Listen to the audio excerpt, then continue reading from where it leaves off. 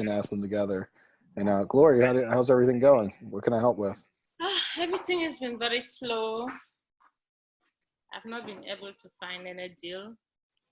Okay. I'm feeling a little discouraged. Yeah, but you've been able to find deals, right? But you've not been able to close them. You've been close, but you've not been able to get them to the finish line. You've been like right there. So I feel like I'm doing everything I'm supposed to do, but not getting to the finish line. Well, think about, to make it a little easier on yourself, think about it like this. In life, if we're doing everything we're supposed to do, then we get the result. And if we don't get the result, then obviously we're not doing everything we're supposed to do. Because that helps us have a little more control over it, right? If we're like, we're doing everything we're supposed to do, but it just ain't working out, well, then we're out of control, right? We lose control of things. And the reality is we're always in control of it. And this is never going to be like just do one little easy thing and then get like this amazing result. It's a journey, and it's a tough journey of like learning and failing and learning and failing. But the key to really getting through that journey fast is the mindset piece of it. It's always knowing that, yes, I do have control over whether I'll be able to do this, yes or no. And if I'm not getting the result that I want, then it's because, one second, let's make sure, see if we got someone else. So if I'm not getting the result I want, then I'm not doing what I'm supposed to be doing. So, I mean, I'm doing most of it. And listen, I know what you're doing, so I know you're doing most of what you're supposed to be able to do. But obviously there's something within your process that's betraying you and causing you to get like real close but not finish. Does that make sense? So yeah. Yeah, so we have to identify it. Maybe we can walk through and try to see if there's anything I can help with.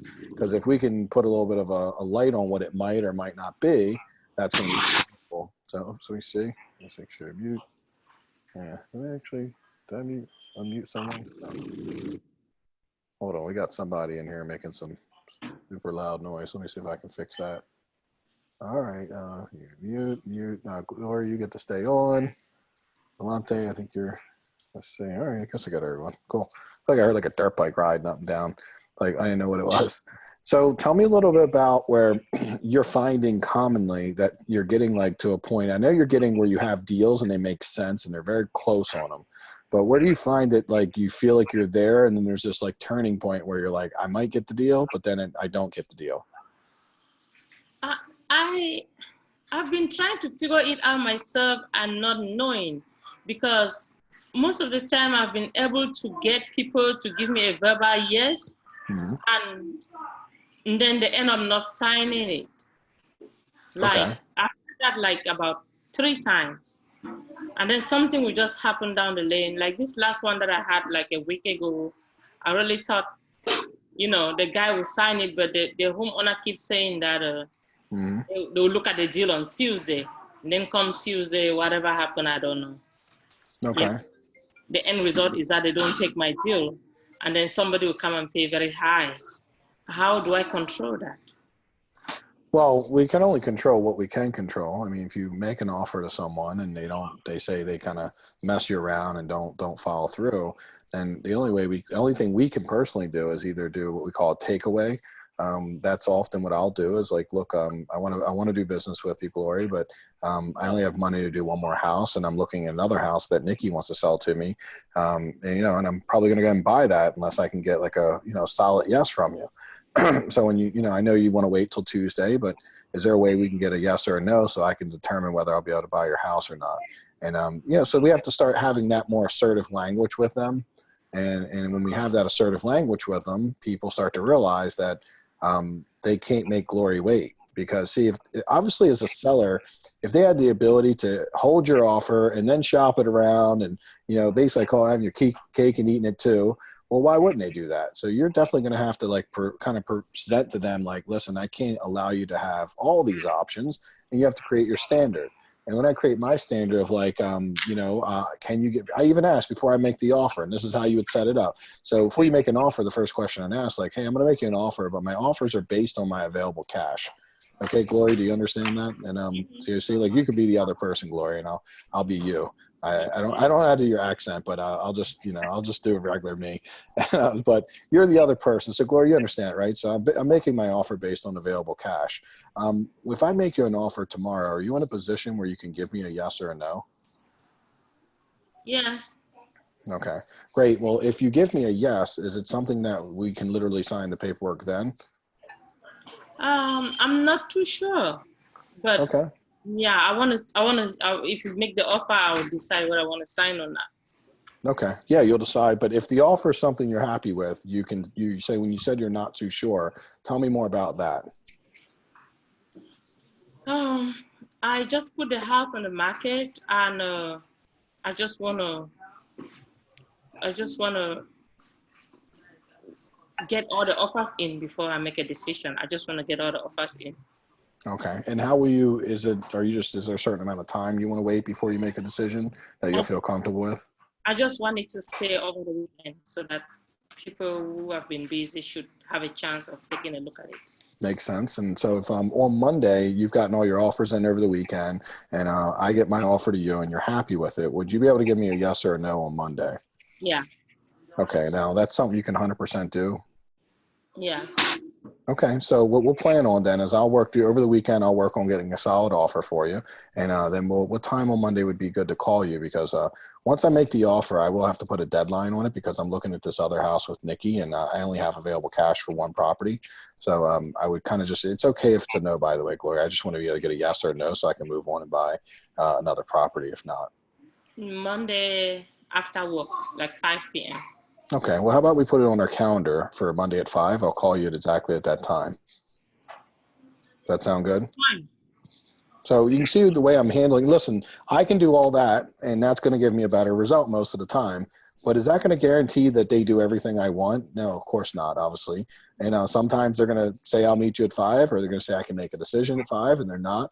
But I can tell you, if you follow the system of getting clear, digging in, when they say, I don't know, I'll try, and you just dig deeper, you're going to find that you're going to get a better result more often. And everything we do is about getting a better result more often. It's never about having complete control over anything, because in this world, we just will never will. Right. And it's a fake belief to think we'll be 100% control of anything other than our own actions. With that being said, if we can optimize the way we do things and we can start to gain, a better result, that say maybe I have that conversation with 5 people and I can get 2 of them to close, and maybe you can get 1 to close. Well, I'm just getting one more deal than you because of like doing it better, and that's it. And that's all we want for you, is we want you to start getting more, doing the same thing, just optimizing the way you speak to them, the way you hold them accountable. And you have to be assertive with that, because when I wasn't assertive with that back in the days, I was very frustrated, much like you sounded just about 5 minutes ago when you're speaking to me. Because, people would say they're doing one thing and they'd always do something else. And Yeah. at some point, for many years, I was the victim of that. And I was like, oh, well, you just can't do anything. It's the way people are. And at some point, one of my coaches told me, Mike, you sound like a victim. Do you know what that means? I'm like, I'm no victim. I'm a tough guy. I do, nobody's punk. Yeah. And they're like, no, you just sound like a victim because you're making excuses and saying, like, that's the way people are. That's victim language. Right? Like, when you say that's the way people are, it's not true. Like, no one's any one certain way, first of all. Right? It's almost like you're kind of generalizing something. But the reality is, he's like, well, what could you do? Right? You don't control the way people are. Who cares the way people are? What is it that you can do differently? Who do you need to become in order to get them to be a better version of themselves around you? So that's when I realized I wasn't being assertive enough. I wasn't getting clear. I was seeking their approval when I spoke with them. So I wanted them to like and trust me, which, I believe in, you want to do that these days. But I was doing it to the level where I wasn't pushing on things that really mattered, like how I just pushed a little bit with you when you were like, I don't know. And so I got clear, right? I pushed a little bit harder, but I left it nice, and I wasn't mean about it. But I am willing to lose the deal, or lose the potential deal, if they're not willing to do it in the way that I need to do it in order to have the most likely opportunity to get it. So if someone was like, I don't know, I can't make a decision, then I'm like, well, great, I can't make an offer until you're in a place where you can. And and that's how it works. And like in this situation that most of the time, we are not talking directly to the homeowner, we're talking Sure. to a creator. How do Sure. we get that across? So you tell the realtor, when they say, no, I can do that, you say, well, listen, you don't really make that decision. Is there a way you can talk to the seller and get their buy-in and make sure they agree to this? Because the realtor will tell you anything. It's easy to get the realtor to agree to something. They'll just be like, sure. Yeah, They'll agree on their behalf, but then they're not the one signing the paper. And then what yeah, they're not normally. So what's happening is they're not doing this to lie to you. They just think that that'll work out. they have the expectation that their client will sign at that price, and then their client definitely does something a little different than what they thought, and then they kind of like gave their word, and they shouldn't be giving their word. A good realtor should be like, I don't really know. I mean, I suspect if you do this, then I can certainly get that. So my first thing would be like, hey, can you go back and talk to the realtor and get some real feedback from the realtor, essentially, letting us know, like, would she do it or would she not? So everything that we're talking is really just about shifting your belief system and your communication process, because the better you get at communicating over time, you have to go through failing to get better, by the way. So don't get too discouraged, because every time you fail, you're one step to being better. As long as you don't internalize these failures as you being a failure, right? These failures are stepping stones to you becoming really good at this. Every person who's great at anything I've ever seen ever has had tremendous amounts of failures. So again, you want to make sure you're not, taking these failures and considering them a reflection of you being a failure. They're actually like the hallmark of masters. Every single master has failed like a ton, and me included, by the way. I'm never afraid to share it, by the way. I always tell you guys, I'm equally as proud of my failures and how I handle them as my wins, because my failures were the stepping stones and they were the foundation to my wins. I could have never figured out how to do things really awesome way if I wasn't willing to fail. And some of my years where I had the least amount of failure were actually my worst years. And I realized that. It's kind of an odd thing to believe, right? Like, what, you fail less and you make less. So we found, like, my number one year in real estate, I actually lost money on 10 deals. And it was the worst year ever on losing money on deals. It also happened to be my most profitable year I've ever had to date, because I was taking the perfect balance of risk. Now, it doesn't mean I want you guys losing. Like, no, there's no science that says if you lose money on deals, you'll make more. But I was doing 150 deals a year. So those 10 deals represented me being aggressive enough to be able to do a lot more deals. Because if I would have been like, I don't want to lose on any deals, I probably only did 70. And I wouldn't have made anywhere near the money. So I had to be aggressive enough to do that. So when you get someone who is saying, you know what, it's a yes, and then they change their mind, I want you to look at this a little differently. This isn't you doing anything wrong. This is actually a reflection of what you're doing right. So you realize the reason that you're getting people to back out on your last minute is because you're being very assertive and you're cornering people and you're getting them to make a decision. And then sometimes they're making it a little quick, a little prematurely, and they're not like completely anchored into it. And then once they realize other offers are coming in, they're backing out on you, which is okay, because that means you did a good enough job to put them in that spot. Does that make sense? Because if you were being like very passive and you weren't fighting hard for what you want, then you would ultimately never get the result that you need. So it's super important that you keep doing what you're doing and don't allow the fact that it's caused you to lose here and there. Don't think you need to change what you're doing. You're pushing hard. And when you push hard, you're going to lose opportunities, because like there's going to be times when people agree to something just to get you off their back and then like go another direction. However, what's really great about this is there'll be times when people do that, but there'll also be times when you get a deal that no one else would have got because you pushed hard enough. And that's the times we really focus on. So the person who fights the hardest usually wins. And in this you're in a very competitive market in PG County. And when you're in that competitive market, you have to step up and you got to be competitive yourself and you got to fight hard for things. But will you lose some deals? Of course, yeah, you're going to lose some deals. I lose deals every day. I used to be very much like you in pain about it. Now I've actually learned to, like, it's all part of the process. If I'm not losing deals, I'm not failing. And if I'm not failing, I'm not winning and growing and moving forward. As part of my whole process is you might need to make 15 offers and get in the game on 10 of them, right? And then win 1 or 2.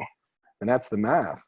So the point about what you have to keep in mind is that when you lose on those 8 or 9, you can't let those crush you or slow you down, right? Or start to create stories like, it's slow right now. I can't find any deals. Things aren't going well. Like, they're kind of going well. I mean, you're definitely in action. You're very close.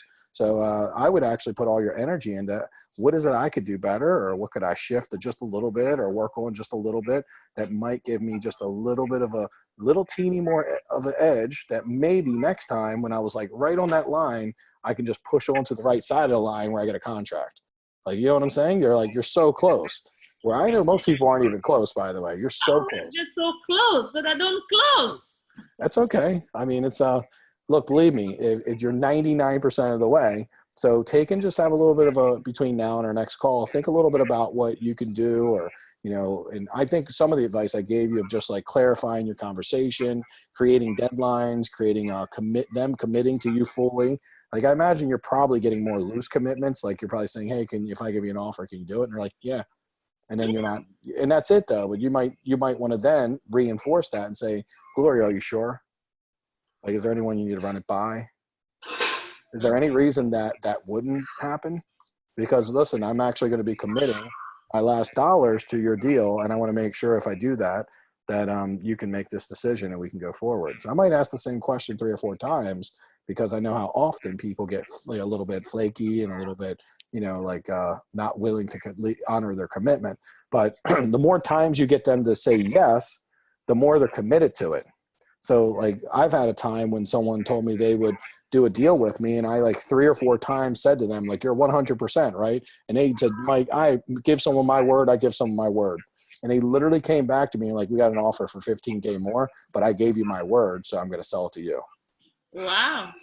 But if I would only briefly ask and said, hey, can you make a decision? See, that's not a true commitment. That's a loose commitment. But when I asked 3 or 4 times and I got them to like 100% commit, now for every time they've said, Mike, I got an offer for 15K, I'm going to accept yours. There's 3 or 4 times and they're like, I got an offer for 15K. Hey, it is what it is. You ain't getting a deal anymore. But it's about that 1 out of 4 times that I get the deal, right? I mean, that's the key. It's not about that, you know, the fact that 3 out of 4 times they're going to be like, you're going to take the higher offer. That's just the way it is. So it starts to really compound over time when I get like 1 out of 4 that I would have normally lost all 4, but now I'm starting to pick up 1 out of 4. Well, now that starts to compound over a year and I start to get more and more deals because of it. So getting someone to truly commit could be the exercise I would ask you to work on this week. Just like a little deeper commitment, real clear with them, make sure they're like 100%. And the best way to qualify someone is if they say they're going to do something, you say, okay, Gloria, are you sure? Are you 100% on that? Can you definitely do that? I just want to make sure. And then why are you asking that? Oh, well, because I only have enough money for 1 deal and I just want to make sure if I, you know, commit to you and, you know, I'm really comfortable and think I'm going to be able to give you a great offer that you're going to accept. But I just want to make sure that if I put that money there, I have other opportunities I don't want to miss out on. You know, so if you're in a place where you can't make a decision for 2 weeks, I might want to just talk to you in like 2 weeks, you know, versus right now. So anyway, you see that when they start telling you and qualifying to you how they can make that decision, it's actually creating commitment in their brain. And what happens when they commit to you, they actually turn off all the shopping to others. That's why we want them to commit to you. It's kind of like right now, if a really pretty girl came and talked to me, I'd be like, whatever, I'm not on the market. Who cares? If I'm single, different story. You're not on the market. You're not on the market. I've made a commitment to a girlfriend, right? I'm not available. So that's the way it works. Glory, when you talk to me, that's what I'm thinking, just the way. So stop flirting with me because I know like I have a girlfriend, Glory, and it's not happening because I'm not available right now. But if I was single and you were like, hey, 100%, you got that commitment, then people's like they turn off, like they stop looking anywhere else. So this is a really big tactic to use when you're working with agents, you're working with anyone. But now the key is if you're dealing with an agent, they're a middle person. So you actually have to get them to go to the buyer and get the same commitment for you. So you just tell them what to do, right? So far, I know how you've been getting so close to these. You've been telling them what you want to do. So now you're going to tell them, hey, can you go talk to the buyer and get the commitment that if I get a strong offer in that they can accept it. It's going to work a lot more than you would expect, believe it or not. It's going to work quite often. And if it doesn't work, then your job is to like, just let it roll off. Okay. No big deal.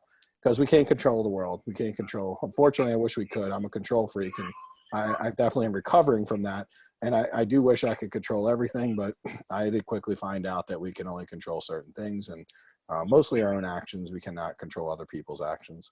But on some level, I guess we can control other people's actions.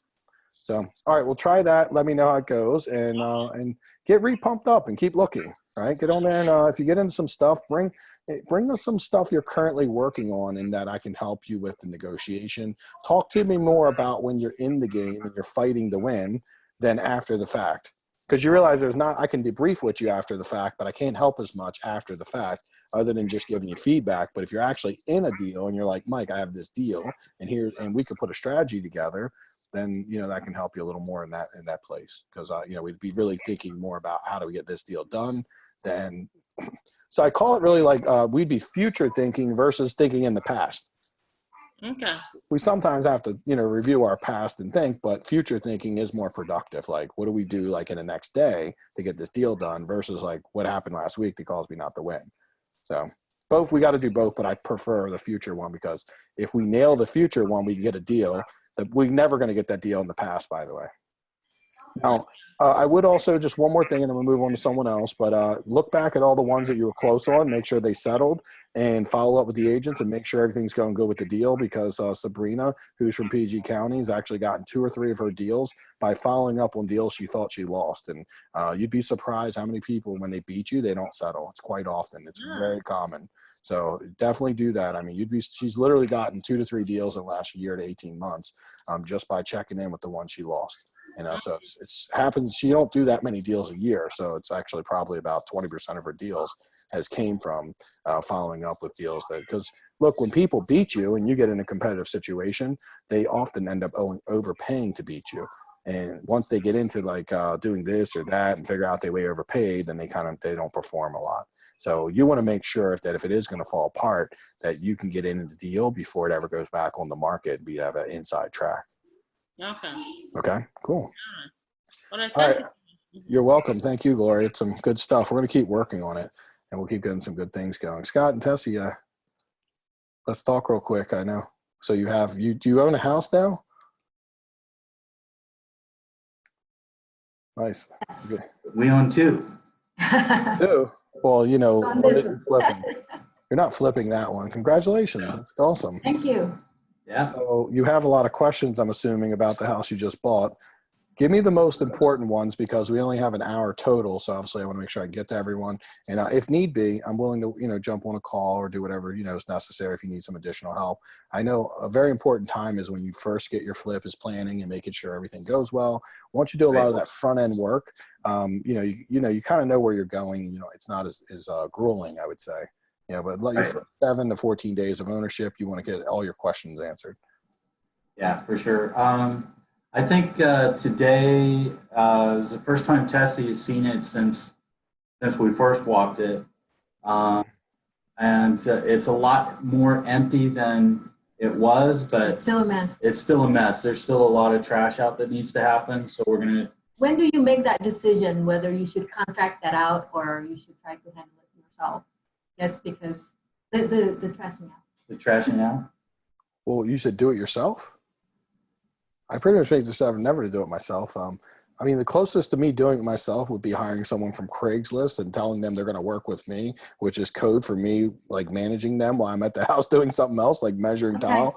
I might do that just to see, like, if I don't trust them enough or know them and I'm trying to build a relationship. We actually did that at Tanya's house where we just got like 2 or 3 people from Craigslist. They agreed to work for like $125 a day.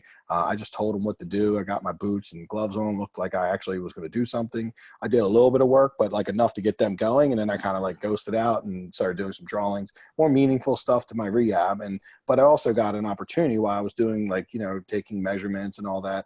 I got an opportunity to see if they were like there on time. Are they actually working? Can they think through? Are they critical thinkers? You know, so I don't ever hate doing that. And I would say that's the closest thing to you working on the job that I would actually do. You kind of like, you might help them. You might, you know, instruct them and kind of lead them, but you really never want to do it yourself completely because that's just a short-term fix. Right? Long-term, if you get someone in there and they end up being a really great person, very reliable, and you get to see that with your own eyes, then you're really in the know. You know that you got a good person. You can treat them accordingly. Also, what commonly happens is, you know, you have a really bad person and you can also see that and get rid of them very quickly. So that's more common actually just for everyone. So everyone knows, and I'm very, you know, completely disclaimer here. If you work with 4 people, one's going to be good and 3 are going to be like, what? Okay. Where'd they come from? Right. Okay. Well, that leads to our second question is, how do you pay your contractors? How do you pay the people that you found on Craigslist? Do they bill you with an invoice? Do you just pay cash? How do you do it? I never pay cash just because obviously I don't want to be walking around with cash and get knocked in the head. And, you know, I don't want to be known as the person that comes like with a pile of cash every week and pays people. Secondarily, IRS is not very happy when you pay people with cash. So I want to make sure I can tax deduct it. with that being said, I'm not like overly picky. I mean, I'll pay someone personally. If it's one person working, then you can pay them. They don't totally date. If they're single people, they don't need workman's comp. You can get them to sign what's called a W-9, and that's gets their social security number and all their information. So you can send them a 1099.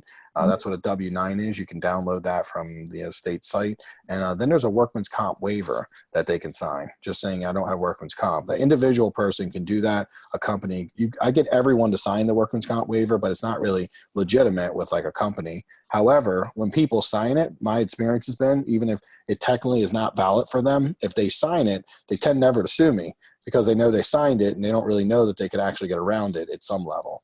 So I've only been sued one single time and, over 900 flips. And I think it cost like 10 grand or something.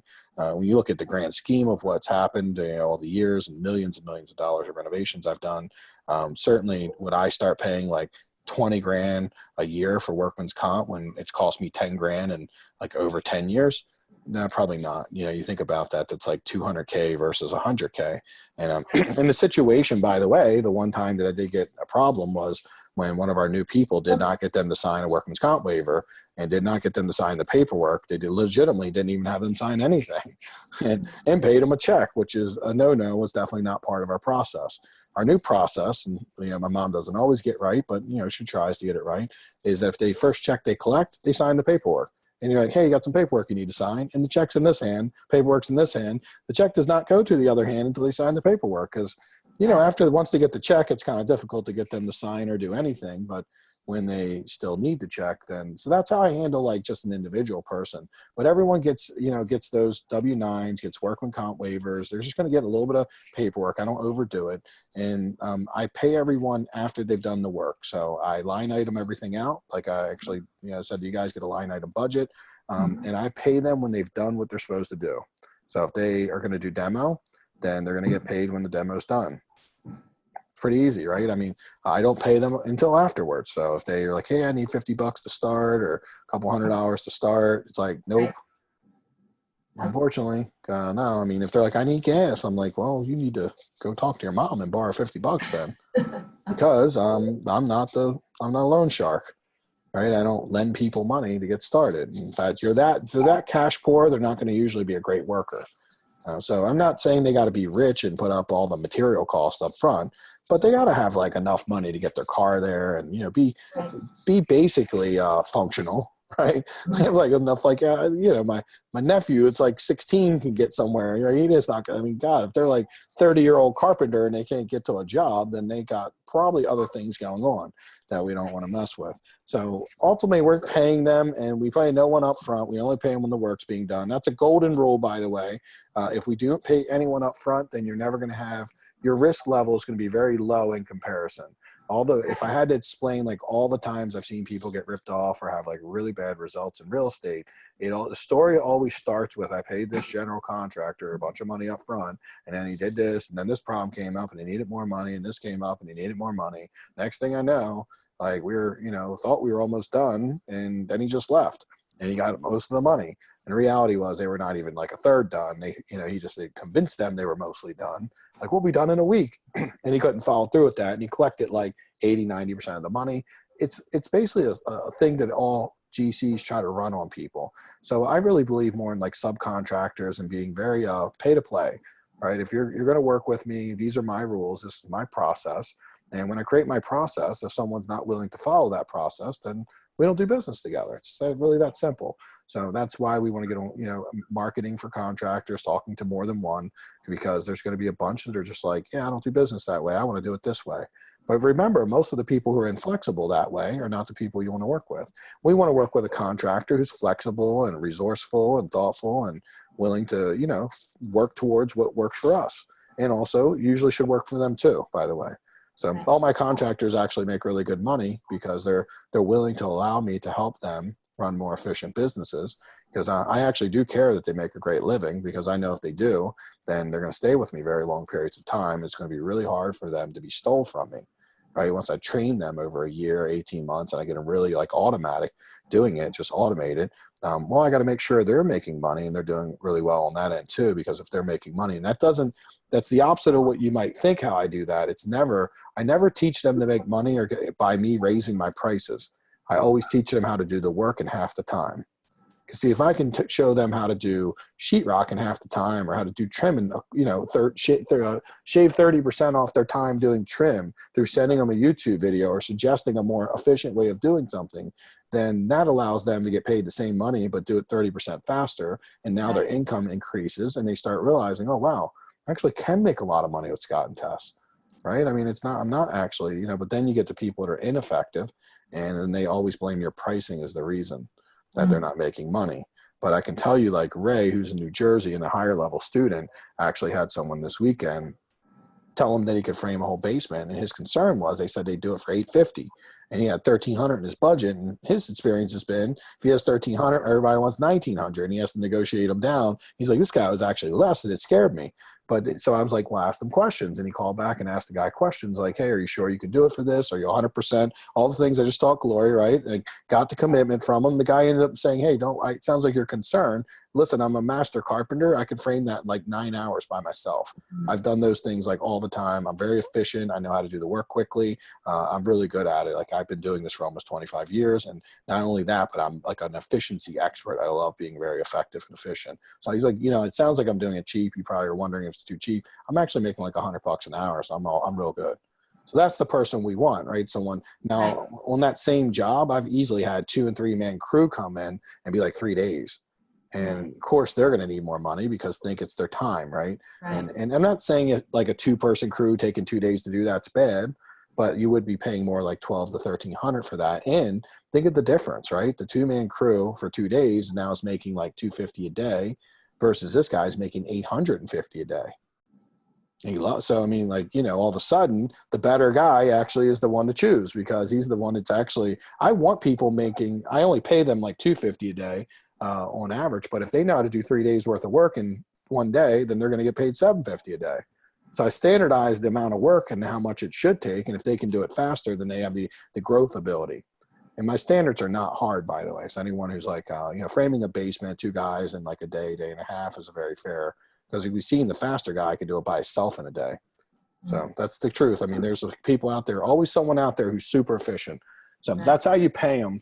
But we need to have a lot more conversations around that. So what I would recommend for you is getting your line item clear, picking your first 1 line item, making sure if before you demo, you want to make sure your drawing's accurate so they know what to demo and what not to demo. And then you want to get really clear on what they are demoing and make sure they don't demo anything you plan on saving.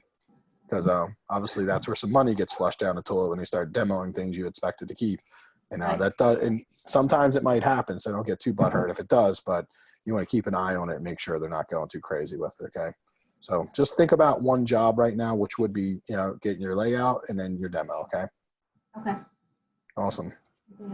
You have more other stuff?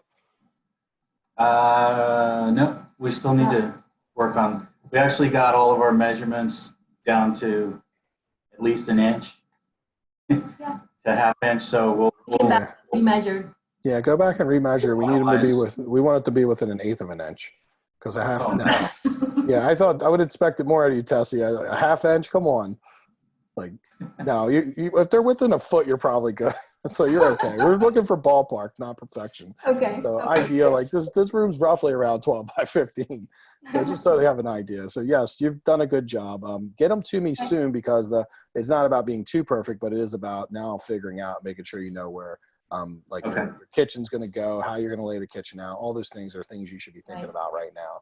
And because they might affect your demo. And then once you're real clear on that, then you certainly could be talking to demo people right now. And once you're pretty clear, so people just start clearing it out so you can see it. And you might not even be able to get it completely right until it's all cleared out. Okay. Sometimes not easy to see. I think it's clear enough now to where at least we can walk around. We were able to walk around the whole inside of the property and get measurements for the interior. So both floors. So I think we're good there. I think the next thing is clearing everything out so that we can start demo. And then Because right now we're kind of tripping over things in the middle of the room. And that's when like, we hire somebody or do we just do it ourselves? do it ourselves for the next 2 days, so. Well, if you're going to do it yourself, I guess you could just get a dumpster. But like I said, if you're going to do it yourself, find someone on Craigslist and say, hey, I need some demo guys willing to work, and let them do it with you at least. So, because you never know, you might get a superstar, someone who like actually is looking to work for like 100 or $150 a day, and they know carpentry. You might get someone who has like, overall, they might not be like your GC or a guy that does 90% of your work, but they might be someone that can do odds and ends, cut the grass. I have them do all kind of little things for me, and it's really nice to have someone who can cheaply do those odds and ends. Yeah. Well, we also have a 16-year-old too. So they 100% should be doing it, just for the record. They've been living way too easily. So, like life has been easy until this rehab is what you should be explaining to them right now. Like it's 16. There's no child labor laws. They should be out there. Get them some gloves and some boots, and I would absolutely put them to work. It's either that or it's a McDonald's hat at the local McDonald's where he's going to be. Yes. Well, you tell them, if they see, that's the thing. The best way to get your kids to go to college and become like a doctor or a lawyer is let them throw a sledgehammer and throw some trash for a while. And be like, hey, you don't have to go to college. It's totally up to you, kid. And however, this might be the job. This is likely what you'll be doing. It's really funny because I've had family members. I've had family members of people that work with me. Teenagers come work with us for like a summer. And all of a sudden they're like, I'm going to college. I'm studying harder. They're like, I hate contracting. Some love it though. But then some are like, no, I don't want to be backbreaking. I'm going to go educate myself. And before they're like, no, I'm not going to college. But now all of a sudden they want to go to college so they can, use their brains versus their everybody wants to do manual labor. But for the ones that do, it's awesome. Our son's kind of midway. We're not sure where he's at right now, but we'll figure. Well, if he'll know now, if he actually likes it, you get an opportunity, and you get an opportunity to work really hard, and it puts things into perspective, right? I think when you dig some holes for a while and lift some trash, it actually puts a lot of things into perspective. So, and they can start, you've been investing for 16 years. Time to get a little ROI. Tell them. Like all that food you've been eating and shoes you've been growing out of, I need a little ROI on you, man. Right. So, all right. Well, I think so. Tomorrow, the only appointment I have for tomorrow is we've got a foundation waterproofing contractor coming in to kind of walk the basement and let us know what her thoughts are at least. Okay. Yeah. Just be. It's an old house, old basement, and hear what they have to say, but talk with me because you're probably going to get some wild feedback on that. I mean, you're gonna hear some crazy stuff from people when it comes to the waterproofing and foundation. You're gonna hear a lot of scary stuff. So don't get afraid. I promise you, there's nothing that you have to worry about in that basement. It's just pretty standard. Right, and I'm not worried about that so much. But we do have that addition on the back that's kind of jacked up, and I figure out how to get that not jacked up anymore. Yeah, well, hear what they have to say. Come back and talk with me about it because I feel like when you look to contractors to tell you something, you rarely ever get it. They just almost never come back and give you good advice. They like to blow things up. They like to make things like scary, and they're not always thinking like, what is the most efficient way to fix this that doesn't break the budget? And if they start to get real scary talking, then challenge them a little bit. Like, hey, listen, maybe this is not a fit for you. I really need someone who's going to be resourceful about fixing this. Could you find, is there a cheap way to fix this and make this acceptable that you'd be comfortable with? And let's brainstorm a little bit about that. That's how I've been able to get people to do stuff for me. When they start shifting what they're thinking about from like, well, what is technically you should do by the book? Like pull out the rule book. No, like pull the rule book out. You got to do 55 in your Prius and drive really slow. And you would never go like over 55. And you can't be a house flipper if you're willing to go like 60. Okay. I'm not saying you got to do 90, but you can't be the person that's like, I'm doing 55 and a half. I need to hit the brake. Like that's not going to work. So you need someone that's willing to do 60, maybe even 65. But over 65, you're probably going to get a ticket. So don't hire that person. So think of it like that a little bit with them and encourage them to maybe be more resourceful. Is there a cheap, reasonable way to fix this? It's not going to be, get anyone killed. And they often will, if you ask them and challenge them, they will start thinking that way. And they're really smart most of the time when they need to be. But when you're just like asking their opinion, you're not really challenging them as much. And they're going to just kind of spew back to you like, well, here's how it's done. here's how Mike Homes on Homes from HGTV said it should be done. And my home inspection manual told me. And that's never going to be the most efficient way. So yeah, don't do that if you can. And you report back to me, and I'll give you what we'll call the effective way of doing things that doesn't like eat boatloads of money. All right. Okay. Sounds good. All right, cool. So hey, welcome, Les. I wanted to just welcome you. I see you're on. I don't know if you were on before, but man, welcome to the group and everybody. This is Les. He's new, and he just jumped in yesterday or today, very just recently. So everyone, I guess you can see everybody's name, Les, and we have a call soon, so you'll see everyone. And then Marlo, I don't know if everybody's met Marlo, but he's been in the group. He's like a ninja student.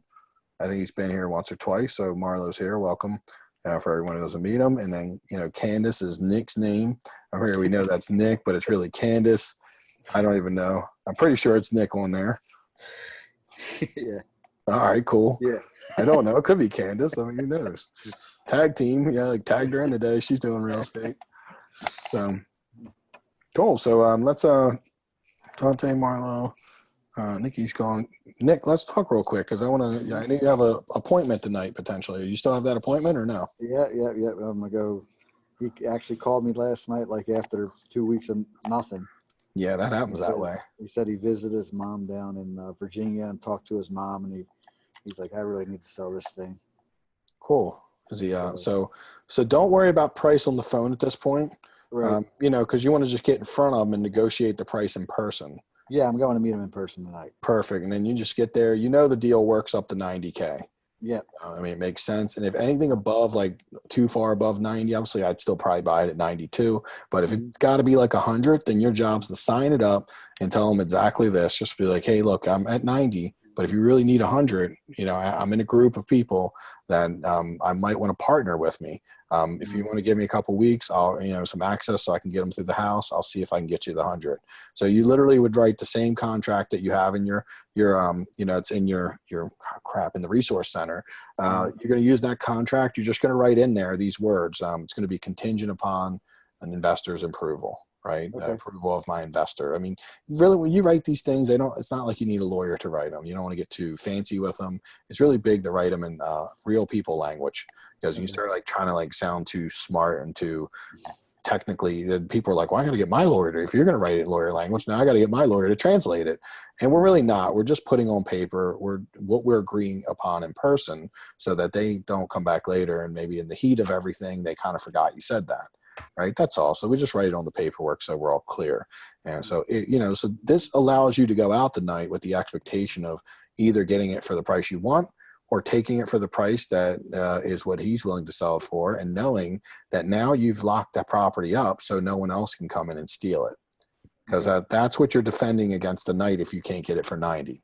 You got to watch it, because you see, look at that look on Glory's face. She's like, got the little eye right there. She's looking like, I'm going to get it.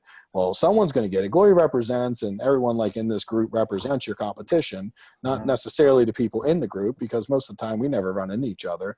But, there's like, we're looking at like, I guess 12 people right now or so, but there's like hundreds of us out there, and we don't want to lose those people, the general community. So it's always really important that we lock it up. But, I like to lock things up with honesty by just saying, hey, here's, I can't buy it at 100, but I can take it to my investors and see if they would, they may have a little different investment strategy. If you can give me 30 days, I'll present it to them, get them through, and see what I can do. And now you've locked it up essentially. If he wants 100, then market it at 105 or? Yeah, you market it. So here's the key to what we're really doing. We're buying ourselves 30 days. Right. If he gives you 30 days to market it, you can absolutely try to market it at 110, see if someone will buy it. If you can find someone to buy it for more than 100 and it's a high enough more than 100 that you're happy with it, then you sell it and there's just this deal's done. Okay. However, what happens quite often is that like a couple weeks goes by, we get feedback from the market. Maybe we get an offer for 103, maybe we get an offer for 98. And then we go back to the seller and we're like, look, the highest investor offer I can get was like the 90. It was, so we're still going to be at the 90. Would you like to, reconsider? What happens almost every single time is after a month of sitting on the offer and them in their brain thinking about selling it and the problem going away, they tend to be more flexible on this about 30 days later. So we've actually had to kind of whittle people down over time. The only thing that we're doing what most wholesalers do. We're just doing it in an ethical way. We're not lying and saying we're going to buy it and then coming back 30 days later and being like, yeah, I changed my mind. That's never goes very well, by the way. If you tell them that you're going to go out and fight really hard to try to get 100, and by the way, you are, right? So it's not a lie. This is honest. But then you don't get it because no one will pay more than 100 and everyone's giving you feedback that that's just too high. Well, now you've left the door open to come back and have a non-confrontational, talk about, hey, look, I just can't get anyone to do 100. Here's the best I can get. Maybe that's 92. Maybe it's 95. Maybe it's just a 90. He's pretty motivated because I know July's approaching and that's when his taxes are due. I have a feeling, and so for you, I wouldn't offer the 100 first. I'd keep it in your pocket and only offer it if, like, when you're like almost ready to walk out the doors, the 100 comes out. What I've made a mistake in the past is I kind of just go in and just like spill my beans essentially. Like, I got this, I got that, and I'm like, and I got like, crap, man, I was supposed to hold that out. It's like sometimes I get a little over enthusiastic. And so, yes, put that in your pocket. I didn't actually say that. And the only time I want you to remember I said that is like when you've just fought really hard for the 90 and it just ain't going to happen. I have a feeling if he's inviting you out, then the 90's good. So, you might even want to just come in and say, look, the market's actually went down a little bit. You've actually shifted. I don't even know if I would actually start with, I don't even know if I can get the 90. So that way he doesn't try to be like, well, just make it 93. Because he's going to do that likely. But I have a feeling if you just get in there and you work hard with them and kind of show them the numbers, do everything I told you, you're likely going to get the 90 or something very close to it. And you'll have your first flip. And it's a beautiful home, by the way. It was like, it was a really, really nice first flip. Okay, cool. Well, it's good. So awesome, man. Let me know if there's anything you need. I'll be on a call. What time are you going? I'll probably, I get off work at 5. I probably hit him around 7. So if you hit him around 7, I will be available. If you need to call your partner and ask some questions, you feel free to like walk outside and give me a call. Okay, cool. I might have to like be like, hey man, this is my partner. He wants to talk to you. I'm willing to do whatever we need, man. Let's make it happen. All right. We got to get a deal. So if you need somebody to help push him a little bit, I'm willing to do it because I'll be on the phone about 5 to 6:30 roughly. So I should be available by then. Okay. Cool. Yep. Thank you. You're welcome. Who else can I help? Actually, about 12 minutes left. Hey, Devorah. Hey, I just want to let you know I closed today on Gwen Oaks. Oh, congratulations also. Nice job. It's another good day. I forgot to buy insurance. It was like a 13-day close. And as I was there, I realized because I'm paying cash, they don't even ask for insurance. I was like, oh, yeah, glad. I mean, I called the agent and I've already got the insurance starting today. But I was like, oops, forgot that one. A question I had, in Baltimore City, you have to register your property? Well, yeah, I mean, they say you have to, but I never do. I mean, if I'm flipping it, I never do. If you're renting it, then yes, you should. But since I kind of like, before they can ever do anything about it, I tend to have it already sold and on the market. So, I mean, that's kind of a personal preference. Maybe my mom's a better person. She could be doing it and I don't know it. Sometimes I have things automated in and it's actually happening. But I know for years I didn't do it because they wouldn't really say anything for the first couple of months. So if you have to register, it's like $35. It's not that big a deal. Okay. Another thing is it a safe practice to give like contractors the access for the house when you're not there, like to give you an estimate? Yeah, it's probably better. It's probably safer than you meeting them. Sure. And then then them like putting you in a van with duct tape.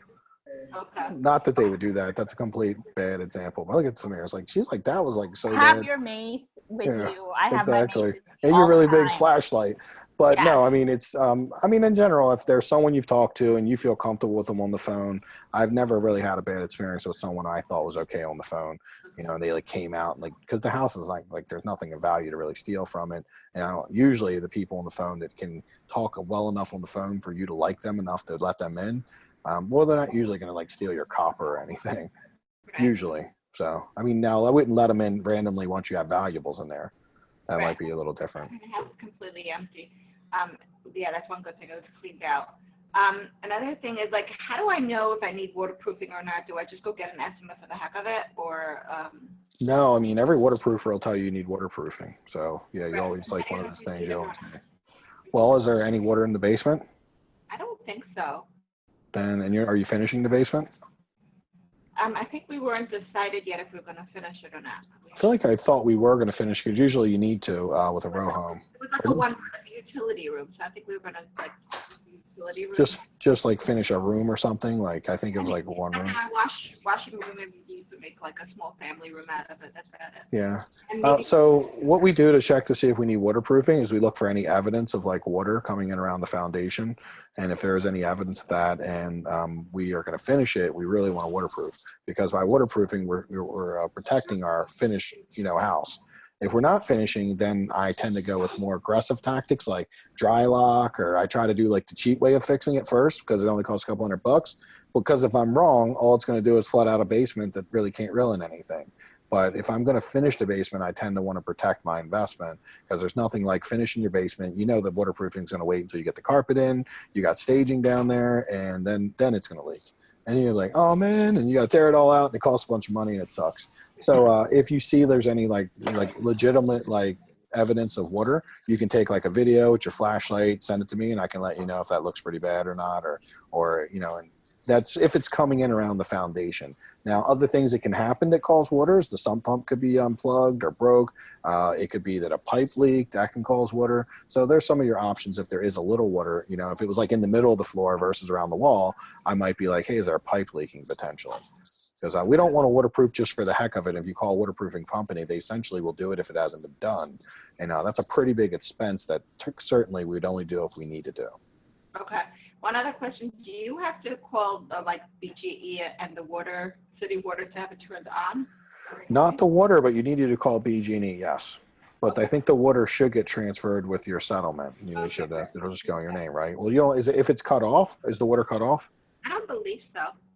Yeah, so if it's not cut off, then they won't cut it off as long as the water bill's paid. They don't cut off water unless if you need the water to get cut on, then that's a different story if it's cut off.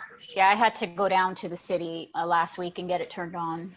Yes, because it was off though. So if it's on, then so Samira answered that correctly. If it is off, you would have to. Right now we're having a lot of issues, so you probably would have to go do it. You can't just like turn it on. $70,000 they couldn't pay these stupid ransom people.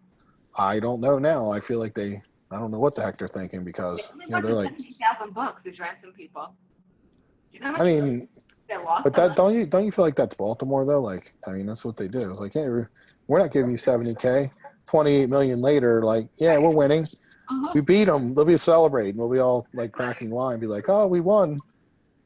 Okay. $78 million later, we'll be like, we won. No, we didn't.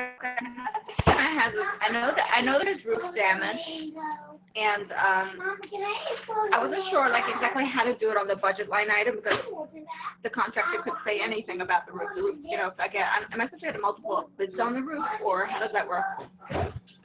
Yeah, get some bids, and then just don't agree to any of them, right? Because I mean, just get some bids. You're doing research. Look at it like you don't ever want to take what one contractor says to heart. You just want to do some research, get some estimates, look for the most reasonable person, and then just see where you are with it. Because it'll be interesting when you get multiple people to look at like a roof. Yeah, they all come back with a different story. One will be like it's 27 square. One will be like it's 15 square. One will be like it's 10,000. It's 3,000. One will be like it don't need any work. So I mean, we tend to just find the people that are closest to what we believe, and more in line with our thoughts versus the ones that are way out of line with our thoughts. So if it needs repair, then the question I'm always asking is, can we repair it and certify it, and or do we have to replace it? That's the two questions. And so don't listen to what they say, because they're very certain all the time, but they're often you'll know when you get like multiple estimates, you'll see that they can't all be certain if they have different conclusions. It's very interesting when people are like, this is 100% the way it is, Samira. But then another guy comes in and says, this is 100% the way it is, but it was very different than the last way. So you're like, well, someone's got to be wrong, right? That's got to be the case. And then it becomes our job to find out who is right and who's wrong. So we have to start doing some deductive reasoning. Okay, another question about demolition. We were including like the kitchen, the bathroom, and ripping up the carpets and any like walls that needed to be removed. What are the radiators? What are they? So should they be included in the demolition job? Yes, if you're getting rid of them. Okay. Now my issue is like, what is going to happen to the floor once the radiators are gone? Because like there was a really good floor in the dining room that I thought we could save, but now if we're removing the radiators, I'm not sure what would happen with that. You might be able to, if it's wood, you might be able to patch it and then resand the wood. If it's tile, and you're probably just not going to be able to save it. So I guess I don't know what it was about. Yeah. Yeah, when you tear them out, you're probably gonna have to get rid of it. So, I mean, likely you should just probably put new. I rarely ever get to save stuff when I'm brand new, the dining room floor, really. really. I just thought like, oh, what a waste. You could save it, and then, but if the radiators are there and there's holes and stuff like that, then yeah. You might be able to save it. You might not be able to save it if you can find any of the existing floor, which is rare and hard to do. The But living room has to come up regardless. It's the same floor because of the subfloor that is. Oh. So it's probably best just to put new floors in and not worry about trying to save like one room or something. It's not that big. You want all your floors to be very congruent and match each other, especially if you're doing that level of work to the house. Okay. They're beautiful now, but by the time you're done, they probably wouldn't be anyhow. By the time people go prancing through there for $50K in work, it'll be like, what happened? Hey, Samara. Yeah. Hey, on that note of radiators, because we're moving kitchen, bedroom, all that stuff, there's radiators in there. How do I deal with that? Like, do I move it to another part of the room, or because I'm keeping the radiator? So, okay. You know. So when you're doing your redesign, you're saying is yes. Yes. Well, I mean, the question is, do they work where they currently are, or would you have to move the radiator? They don't work where they are. No. Okay, so you're going to have to try to find someone who can actually maybe move the radiator and repipe it or something. Okay. Where it belongs. I'm sure a plumber should be able to do that. And that, like, how involved is that process? Because I met with a guy today, and obviously the tactic is to scare you, just to rip them all out since you're already doing one. You know what I mean? They're like, oh, since you're doing this already, you might as well rip it all out. I'm like, no, I'm trying to save it. Yeah, that's not the question I was asking, right? I mean, the question is, how do you, can you move the thing for me? Not exactly. Can you give me like the weak advice of, yeah, just rip it all out? Right. It's like you're already shutting down the system and draining this and doing that. So you might as well just rip them all out. No. So, I mean, the best way to say is like, well, if we weren't going to do that, what would that look like? If we were just going to move it over a foot or two, what would that cost? Just out of curiosity. And then it'll be like, well, $500. I'm like, okay, well, I'm not going to do 5,000 versus 500. So you have to kind of tell them, of course, right? Gotcha. And then and if you keep telling them and people tell you it's not possible and that you have to replace it all, then, but I find that if you push them to what you want, then often one person would be like, no, I can do it. And here's what it would cost. Okay. But the plumber would handle that issue. Usually a plumber is the one that's qualified because it is like plumbing. So yes. Like, not an HVAC guy. I don't know if it would be HVAC guy or not. I think it'd be like a boiler person, and they tend to be more like plumbers. Gotcha. So that's my opinion. I don't do a lot of those. I think it would be the problem with me is my plumber is my HVAC guy. So he kind of does both. So it's hard for me to answer this one. So I think it's naturally, it's like a plumbing thing you're doing. So it would make sense. It would be some type of plumber. And I guess the order of things I guess. You'd want to know now. You'd want to figure that out now, because if you decide that you can't move these or save these, you'd want to get them out now, part of your demo, before you get too deep in. Right. That's what I was going to say. Yeah. Okay. So maybe ask the HVAC guy if he knows anyone that deals with radiators or anything. You can ask them. You can ask your plumber. Just start asking around with the people that you think are going to be doing the work for you. Who could they recommend, or can they do it, or do they recommend anyone? Okay. All right, because if you only got to move like one, and most of the others are going to stay where they are. I move 3. You got to move 3. So if you can move those 3, and it's not like overwhelmingly expensive, so then you're just comparing, like, what's the price for that? Then versus just getting rid of all of them and just putting a whole new system in. Gotcha. That's what we have to figure out. Okay. Okay. Yep. All right. Thanks. Good luck. All right. Well, I have to go. I have a 5 o'clock appointment. Delonte is going to be on if anyone needs any comping or any general questions. You can get some MLS access if you guys just are like, hey, I need some MLS stuff.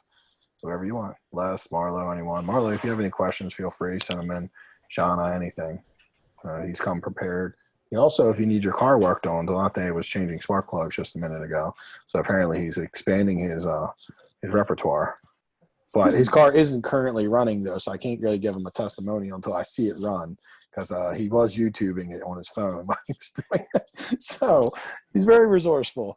Well, thank you, everyone. And if you have any other questions, you can send them in. And also, for the new people on the call, we will have a call on Tuesday. Yep, it's Thursday. Great. Awesome. All right. See you, everyone. Well, hold on. I'm not jumping off because if I jump off, I think I'll shut the whole thing down. Won't Yeah, you will. Okay, here. I'm going to give Delante my computer. How about that? All right, that's fine.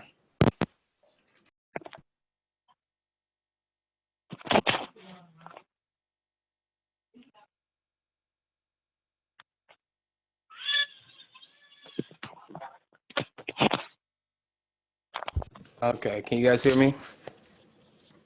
Yeah. Awesome. I'm in like two places at once. Hold on. Let me get off. Can you hear me? I can hear you. All right. Who go to next? All right, what's going on, guys?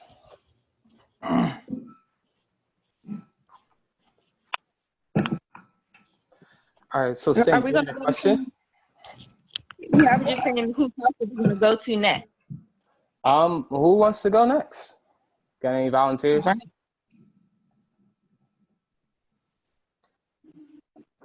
Awesome. I think that means it's you, Sen. Delante, I have a quick question. Oh wait, who? All right. Just a quick question about my house. So it has radiators, it needs a new HVAC, and it has no venting.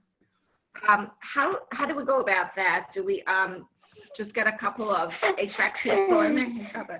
Do we get a couple of HVAC people in there and just get estimates on that, or do we have to, when we design the house, do we have to design where the vents are going to go, or that the HVAC company would do? No, that's usually what the HVAC guy does. So you know you got a good HVAC guy if he can design where the vents are going to each room, where the returns are going to go, and where the units are going to go. The only thing you have to make sure of with that is that the vents are installed correctly, and that he knows what he's talking about as far as the units. But you don't do anything as far as the design of where the pipes go. That's his job. Usually it's going to cost around $5,500. If you're going from radiators to HVAC, you're going to need to install vents and you're going to need to install the units. And altogether, that's going to be about $5,500. So that should be the price range of what you're looking at when you're talking to different HVAC guys to kind of get some pricing and see, who's going to fall within your price range. $5,500 for the duct and the units and the compressor and everything? Mm-hmm. For a completely new HVAC? I thought it was way more for venting and for a new system. Well, the thing is, like, most of the guys, our guy that we use, Jesse, he does Goodman units. So if you find a good guy, they'll have a way of getting the parts cheap. Our guy just has a stockpile of Goodman units that he installs on every flip that he pays like $1,000 or something for. And then he installs it for us for like 20 something hundred. Now that's if you're just getting the units installed. But since you have radiators in your place, you're going to need to get rid of the radiators and run new vents and stuff like that. But yeah, you should be looking for $5,500 for that altogether. Mm-hmm. Thanks so much. All right, who's next?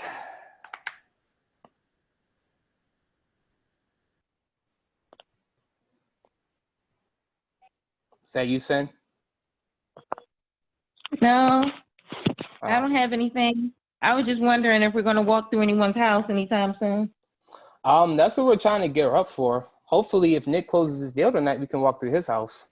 I closed on mine, so we can schedule whenever it's good for you guys. I told Michael whenever he has a chance. Yeah, for sure. We're available. Awesome. Hey, let's do it. Let's do it. Yeah, so if anybody has any other questions, we can look at some comps or something, or if not, then, we'll be good from here.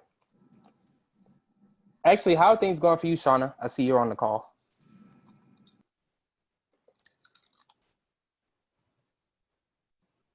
Okay, so my problem has basically been consistency, totally my fault.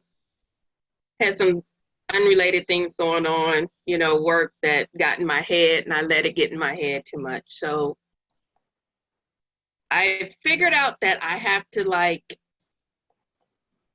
on top of actually doing it, I also have to I need webinars, I need, inspiration, constant inspiration to keep me from letting all that other noise get in my head. So I feel I have a good grasp on the process of what I'm doing. Of course, I don't have a property yet. So as far as the contractor thing, I understand the concept. It's just going to be a matter of doing it. I'm a little scared about the money. I mean, I have my seed money, but getting, the hard money, lending and all that stuff, I haven't approached them yet. So I'm getting my courage up to do that. Okay. So any tips or anything, anybody who's already done it, anything you can offer? Yeah, guys, what have you guys done so far? I mean, Scott and Tessie, I know you guys are in the midst of things now. What were some of the things that you guys faced when you were, down to the wire and you were deciding on the flip and, taking those first steps? Well, I think because I'm a realtor, I had a really good credit union that actually has a flip loan, and that flip loan the terms are really good. It's pretty crazy, but you have to be a realtor to be a part of the credit union. So I don't know how good it would be for the group. I know there's a couple of realtors in the group, like Nikki's another realtor. Mm-hmm. Our rates were pretty crazy for a flip loan. It was 1 and 6.5. So that was for the purchase, and then we're using our HELOC for the rehab. So Right. Okay. altogether, I mean, we were in a pretty good position to not have to use hard money lending. We're not in a position yet where we have volumes that would force us to get additional funding, from somewhere else. So we want to make sure that we can manage them at this point in time. I'm not saying that we're not going to get into hard money lenders. It's not where we are right now. Not right now. Yeah. Mm. Yeah. So, I mean, you guys pretty much figured it out, right? When you guys got to the point of you guys signing the deal up, you just figured out where the money was going to come from. Yeah. Exactly. With our deal, though, I mean, we were going to do hard money. That's how it started out. We were going to do hard money lending, but I think we were a little bit fortunate. It took us a long time to close because it also put us in a position of really shopping around and figuring out what was best for us. Mm-hmm. Because our first lender was 13 and 3, or 3 and 13. Wow. It's the hard money lender that we were looking at. I mean, first flip, I get it. That's probably, kind of standard, right? Mm-hmm. Because we did have about 6 weeks? About 6 weeks. 6 weeks, yeah. To see if we can get a better financing somewhere. I guess we were fortunate that Scott found this credit union. Mm. Yeah, and I think the main thing about what you guys did that, applies to you, Shauna, is that, when we think about consistency and finding deals and stuff like that and getting the money and doing the rehab, it all becomes a lot, right? It seems like this huge, insurmountable task that just we have to take down this giant beast. But when you break it down, none of that stuff really exists until you have a contract, right? The financing doesn't exist until you sign up a deal. The deal doesn't exist until you find it. You can't find the deal unless you start looking for one. So when you talk about consistency and getting back into the groove of things, Shauna, I want you to start considering don't worry about the money right now. Don't worry about the financing. Don't worry about the flip. Don't worry about none of that. Just focus on what can you do today. We talk about those baby steps, right? What can you do today to get yourself closer to finding a deal? If it's looking at 3 deals on the MLS, that's awesome. If it's going out driving for an hour, that's awesome. But I want you to be in the mindset of the financing, the loan, the hard money, guys, none of that matters. None of that exists until I sign my name on a contract. Does that make sense? Field of dreams. The money will come. It was there. Yeah. Every time. And because we've heard that a million times, but it was so true for us. I mean, it not only was the deal right, but the money came like that.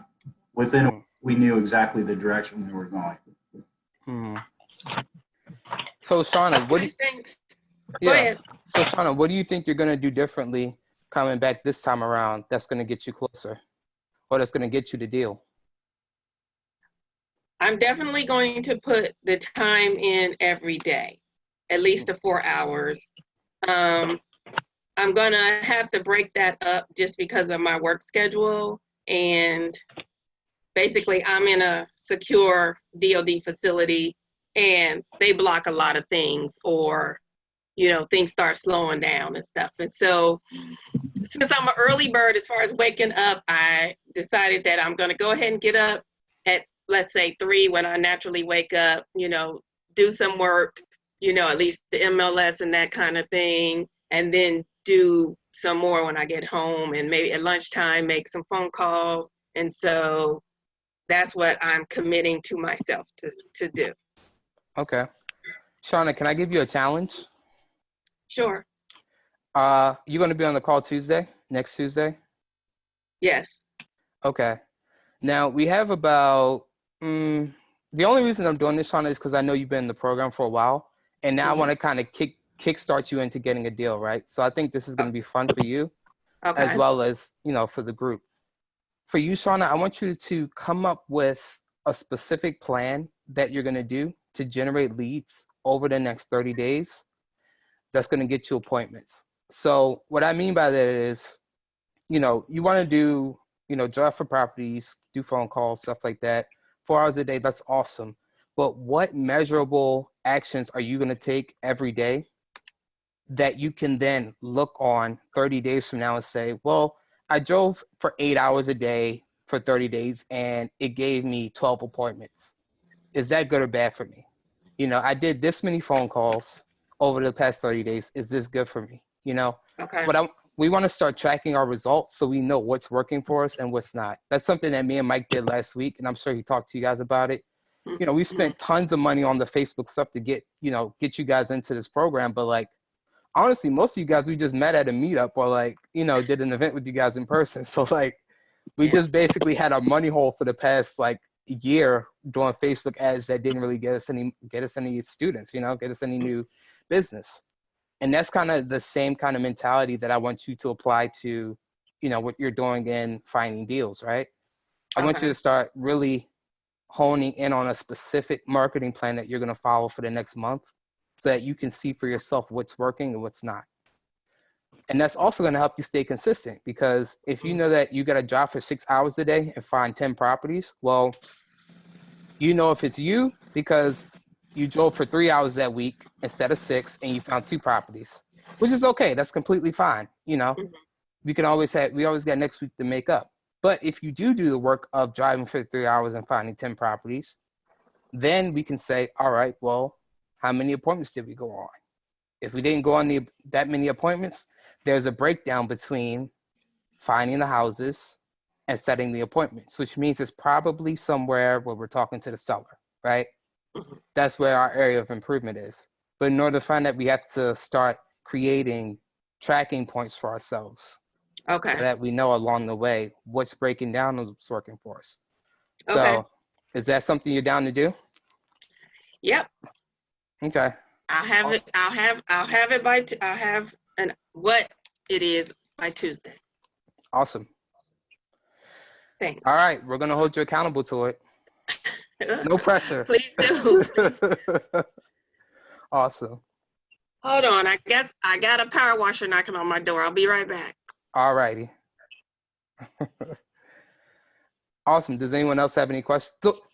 So going back to that, do you guys understand what I mean when I'm talking about like, you know, creating, tracking and stuff? Okay. Cool. That makes sense. You got to know where you're breaking down, right? Exactly. Or else you're going to keep repeating the same mistakes and you're not going to get the results that you want. Right. Right. Makes sense. Hey, Monte, the resource center, is that where do we find that? Is that in Facebook or? No, that's on Teachable.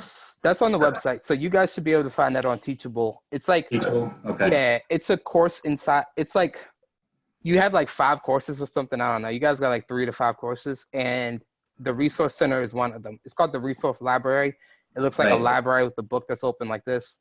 That's where all the contracts and documents and stuff are. Okay, because there's something that that I really need to pull down from there. I think it's called the template budget. Are you familiar with that document? It's something that Michael Green, that Mike showed us or showed me on Tuesday, I think. Yeah, you talking about the line item budget? Yes. Yeah, that's okay. Gotcha.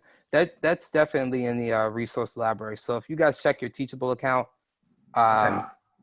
you should be able to find it in there. Okay. Sounds good. All right. Awesome. You're the man. No problem. Anyone else have any questions? I got a little question. Just a little one. What's up? With the hard money lenders, do I need to get the LLC? I got the paperwork for it. I just haven't went down there because you can get it in a day. Mm-hmm. But do I need it? For the hard money guys? Yeah. Yeah, they just probably, well, I mean, Scott, you probably can explain this part too, since you guys have just recently gone through the hard money experience. What did they ask from you guys when they gave you your quote? When they gave us our quote, they wanted a copy of the pretty much every document that you're going to get when you do the LLC. They want to know the articles of incorporation, which is going to be the basis of how the company is set up, who the members are, that kind of thing. So, yeah, there's like 3 or 4 documents that you'll need out of when you create that LLC, and those are the documents that they want to see. They basically want to know even though there's a company buying, they want to know who's signing for that company, and those are going to be the pieces of those documents that you're going to need to supply to the hard money lender. And if it's a bank-owned property, they're going to want to see that whoever's signing their contract is also on that LLC too, because they don't want to mess around with that. I don't know if that helped. Okay. Cool. Anyone else? Is Samira gone? I wanted to ask her something. I think I don't know what she's doing. I think she's on mute. Or I saw she was on the phone, like having like a fun conversation. Oh, there she is. Yeah, there she goes.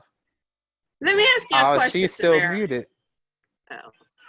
Let me ask you a question, Samira. Remember, maybe a month or so ago, and your deals were falling apart, and then like the next week or so, what, if anything, did you do differently, or it was just the time, or what? Couldn't you remember? You remember when your first Shady Mike thing started to fall apart and all that stuff? And well, I mean, throughout that whole process, I had Mike telling me to keep at it, stay calm. And then, I mean, other people too, you know, it was just taking a little more digging into that issue with the Shady Mike. And the other one that I got I mean, for the Sims, which I'm unfortunately dealing with the whole Baltimore City thing now, the Sims one, for that one, I just gave them my highest and my best. I remember Mike saying that because the price was kind of really low, and I'm like, okay, numbers wise, what am I willing to give for that? And then for that one, I gave my highest and best. I thought of a number initially, and I'm like, okay, but is this my highest and best? And I raised it up and then submitted it. And then I heard back like 2 days later that they had picked my offer. So I don't know.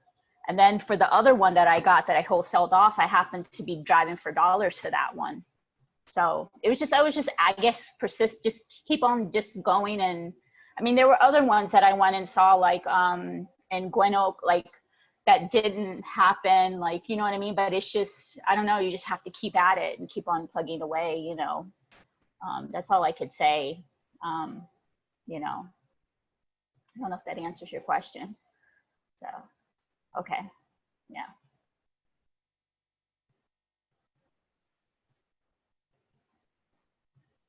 Awesome. Anyone else? I have a question for Scott. I want to ask about the money for realtors, because I'm a realtor, even though I don't really do it, but I have access to the MLS and my license is active. Can I also apply for that loan, and what kind of loan is it? Sure. What do you need? So you know what? We can do this. I can send you all the information. Okay. Basically, all you need to do is open up an account at the credit union, and from there they will approve you based on income and stuff like that, and you shouldn't have any problem. There's a few. I mean, there's some differences with the loan. There's a limit on how much they can lend, but for us, it was a really good fit for this particular project, especially. Okay. Do they decide quick? Let me say I have a deal under contract. Do I have to arrange all of this before the deal, or I can have a deal and just turn around and do it? It's fairly quick. They can do it. I mean, it's actually an investment loan. They make quick decisions. They could have closed it in 2 weeks, but unfortunately, our seller is who slowed us down as far as closing. We would have loved to have closed a month ago, but we couldn't because the seller had some issues that just. I mean, yesterday he was at the house still trying to find his wife's engagement ring. Okay. Those are the kinds of things that we were dealing with the seller. He found it, by the way. Yes, he did. Smart man. It was behind a furniture. Kind of, yeah. Do they base it on credit score a lot, or? I don't know what that is based on, but I'll get you the guy's number, and you can definitely talk to him and let him know what you have for FICO scores and income and what kind of see if you would get approved for it, and if so, I would definitely sign up. It's a great deal. So the forms that we had to fill out did make us list all of our assets, all of our liabilities. You know, our social security number, of course, right? Right. And then, but the decision was pretty quick.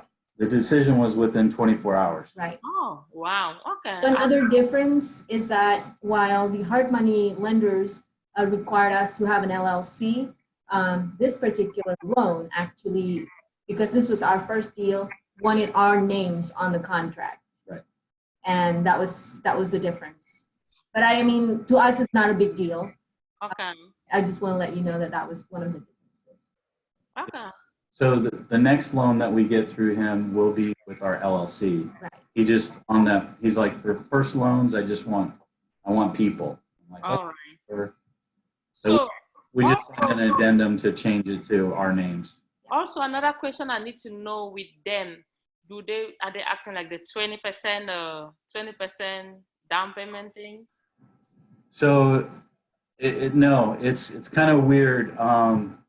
They lend 70% of loans appraised value. Up to, so this is the reason why it worked really well for us because of our purchase price. Up to 70% of appraised value, and the max is 143,000. So the house in Northwest DC, it's not going to work, right? I know. Got to come up with but for a lot of homes and townhomes and row homes, it would work. It's great. Right. So here's how I heard about this loan. My broker, I just signed up with a new broker, and 2 weeks before I signed up, the president of this credit union came in and gave a presentation on his new flip loan. Okay, great. I just made a phone call, and he's like, yeah, this is how it works. Da, da, da, da. Okay, yeah, 24 hours later, yeah, oh, done. when do we close? I'm like, we're waiting. Sorry. Okay. But I'll send you the flyer, and because I think we're friends now finally on Facebook Messenger. So I'll send you the flyer. Because I think I sent it to Nikki. I didn't realize that you're a realtor as well. So Okay. I'll send it. Maybe I should just post it in the group. Yeah. Yeah, and then that'd anybody be that is a realtor, that would be great. And then they can ask me questions about it too. Is that okay? Thank you so much. Thank you. All right. Awesome. Cool. Any other questions, guys? Make it rain. Make it rain checks. Bueller. Oh, and What's up? I did driving for dollars last weekend, so I texted a guy, and he said, one of them replied me, "I'm not selling my house, but I have 2 plots that I want to sell." Is that something we can even think about? People buy land. Yeah, people definitely buy land. I mean, if you're gonna wholesale it, you can definitely hear him out and see what he says. I mean, yeah, start out there and see what happens. I see land listed all the time on the MLS. Because I did not even respond no or yes, but I was like, I don't know nothing about land. Well, how do I start with this? So, Gloria, over the weekend, I was talking with Sabrina Franco, and she's actually, her and Carlos, her husband, they're really interested in doing new construction. So if they could find the right lots, are probably PG County. Yeah, PG. Interested. Oh, they would love to see it. So just an FYI. Okay. Okay. Yeah. All right. I will definitely maybe set up something this weekend, go take a look at it and ask him how much. But the fact that I have no idea how much it can cost. Right. Well, you can still comp out what land is worth. I will let you know.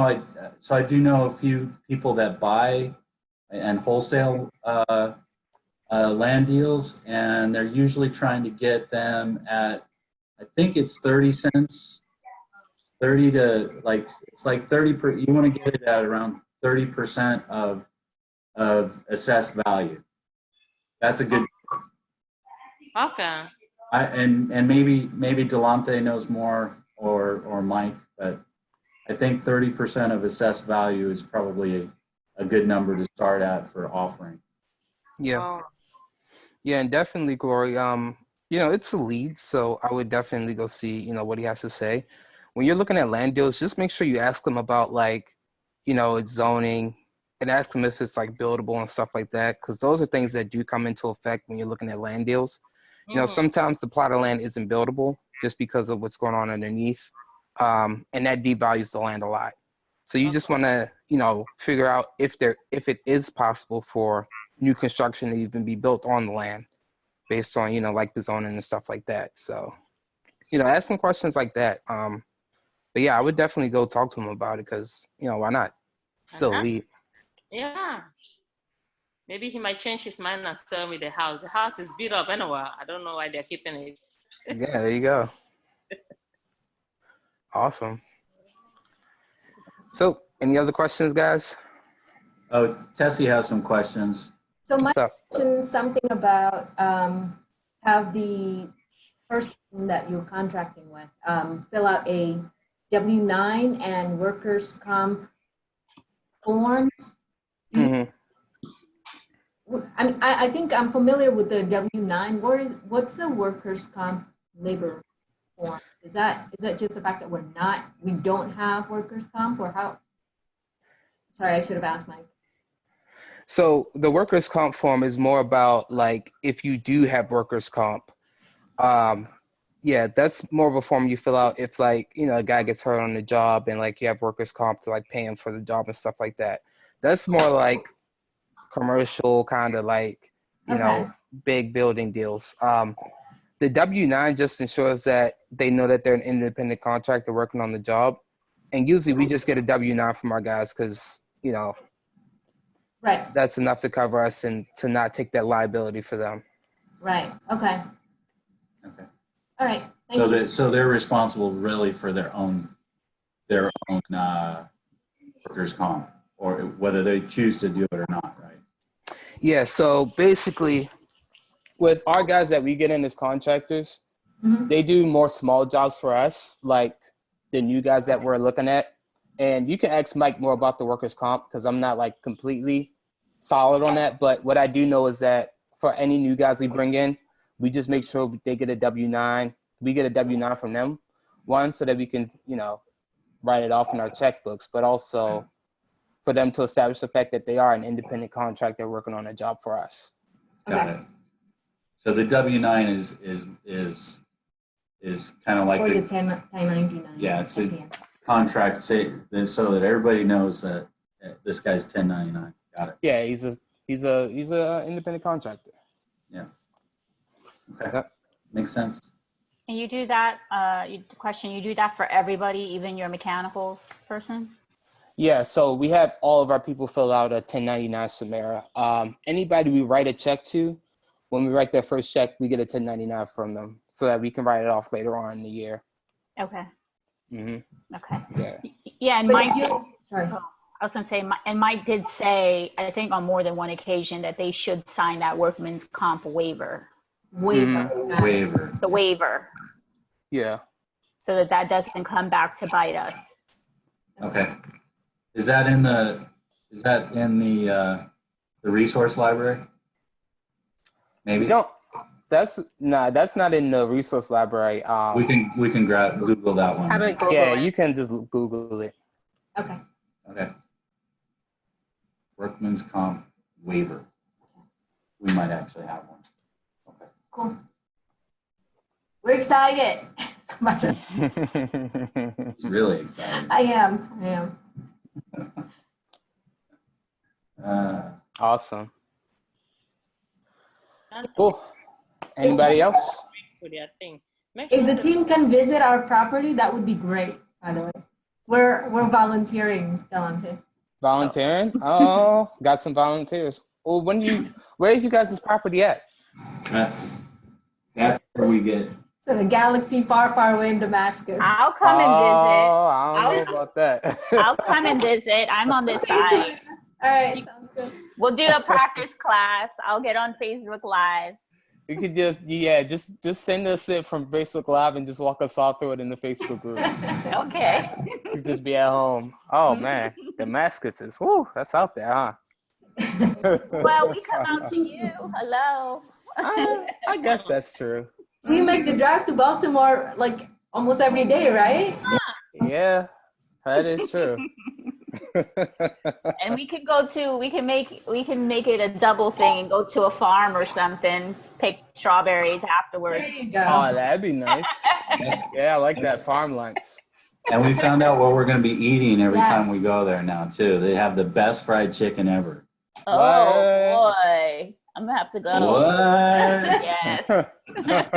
I can see Delante's changing his mind now. He might want. Oh man. Now that you said that, Scott, God. It's All right. delicious. Yeah. I feel like you guys are just throwing this out there to like just No. slowly Seriously. reel in. Tempt Like, you. yeah. Oh, that's awesome. Mhm. All right.